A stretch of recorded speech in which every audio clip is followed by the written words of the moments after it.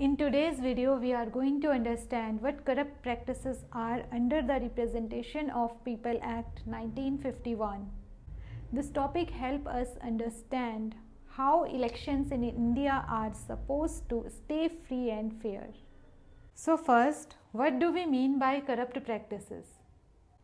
According to the RPA 1951, these are the certain wrong or unfair activities done by the candidates or their agents during elections. If any of these activities are proven, candidate election can be cancelled or they can also be disqualified for many years. Basically, these rules help protect the honesty of our elections. There are various types of corrupt practices. First is bribery. Bribery simply means giving something valuable to voters to influence their vote, like cash, gifts, liquor, or promises of jobs. If a candidate tries to buy votes, it's bribery. Next is undue influence. Undue influence means putting pressure on voters so they cannot vote freely.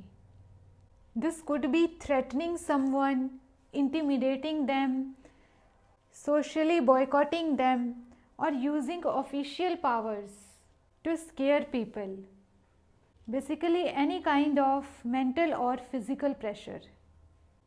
Next is appealing to religion, caste, community, or language.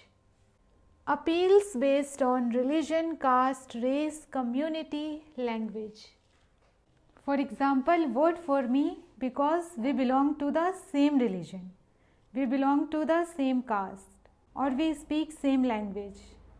This is a corrupt practice because it divides society. Another corrupt practice is promoting enmity, creating hatred between groups for political gain. This includes hateful speeches or messages targeting a particular community, publishing knowingly false statements about a candidate character to affect the election.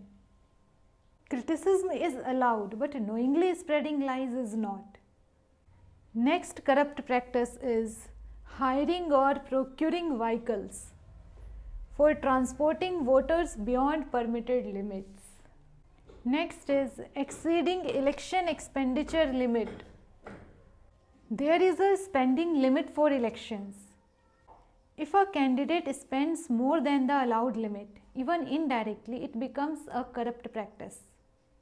Next is misusing government machinery. Candidates cannot use government servants or official resources for campaigning.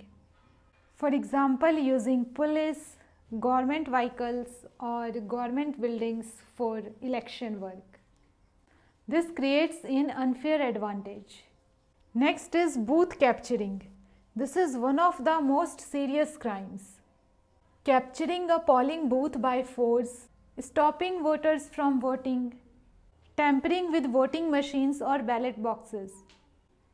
What happens if a candidate is found guilty? If any of these corrupt practices are proven in court, the election can be declared invalid. Candidate may also face disqualification up to 6 years. And there may also be criminal punishments. So the consequences are quite serious. So that's a quick and simple explanation under the Representation of People Act 1951. These rules exist to ensure free, fair and honest elections in India.